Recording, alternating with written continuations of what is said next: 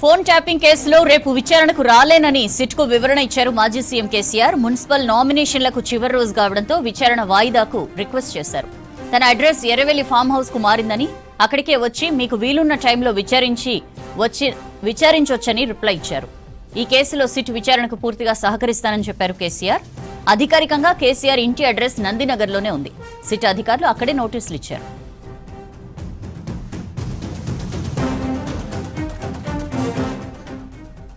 Details తెలుసుకుందాం. ధనరాజ్ మనతో live లో జాయిన్ అవుతున్నారు. ధనరాజ్, సిట్ విచారణకు సంబంధించి కేసీఆర్ ఏం రిప్లై ఇచ్చారు విచారణ అధికారులకి? Thank you Soujanya. Phone tapping కేసులో బీఆర్ఎస్ అధినేత అయినటువంటి ఎమ్మెల్యే అయినటువంటి కేసీఆర్కు సిట్ నుంచి నోటీసులు జారీ అయ్యారు. రేపు విచారణకు రావాలని ఆదేశించడం జరిగింది.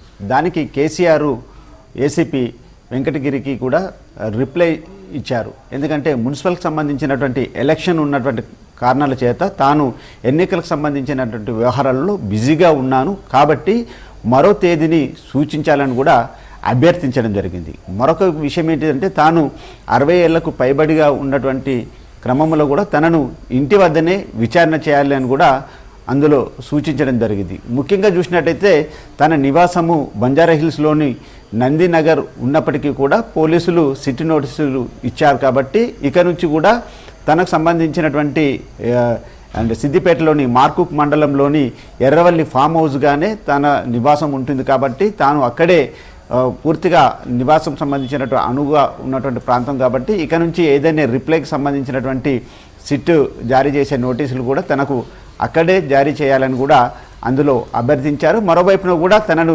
విచారణ చేపట్టడం కూడా ఎర్రవల్లిలోని ఫామ్ హౌస్లోనే విచారణ చేయాలి. విచారణకు సంబంధించినటువంటి వ్యవహారంలో తాను ఒక బాధ్యత గల పౌరుడిగాను అదేవిధంగా సిట్ అడిగేటువంటి ప్రశ్నలకు తానంతా కూడా సహకరిస్తానంటూ కూడా అందులో తెలపడం జరిగింది. ముఖ్యంగా చూసినట్టయితే మొత్తం తాను చట్టం తెలిసినటువంటి వ్యక్తిని, అదేవిధంగా మీరు 160 సిఆర్పిసి కింద విచారణ చేస్తారు కాబట్టి అందులో ఎలాంటి ఎక్స్టార్షన్కు సంబంధించినటువంటి వ్యవహారాలు కానీ ఎలాంటి ఇతర సంబంధించినటువంటి పారదర్శకంగా మీరు విచారణకు తాను సహకరిస్తానని కూడా అందులో రిప్లై ఇచ్చారు. కాబట్టి మరి మొత్తం మీద కేసీఆర్ రిప్లై ఇవ్వడంతో రేపటికి సంబంధించినటువంటి సిట్ విచారణకు సంబంధించినటువంటి సందిగ్ధత మాత్రం తొలగింది. మరి కేసీఆర్ ఇచ్చినటువంటి రిప్లైకు మరి సిట్ మరోమారుగా ఏ తేదీని సూచిస్తారు, మరి దానికి కూడా సిట్ తగినటువంటి సంబంధించినటువంటి మళ్ళీ రిప్లైకి ఏ తేదీ ఇస్తారనేది కూడా చూడాల్సినటువంటి అంశం అని చెప్పొచ్చు. మొత్తానికి ఇక ఫోన్ ట్యాపింగ్ కేసు వ్యవహారంలో కేసీఆర్ ఇచ్చినటువంటి రిప్లైకు మరి సిట్ మరో తేదీ ఎప్పుడు ఉండబోతుంది అనేది కూడా చాలా వరకు చర్చనీయాంశంగా మారింది. సౌజన్య.